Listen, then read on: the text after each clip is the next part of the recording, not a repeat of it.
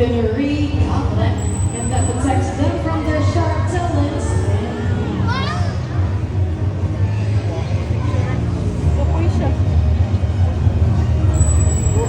And that is it for our Brahmini Kai Kingdom. Now up next is our Philippine Serpent Eagle. Ready?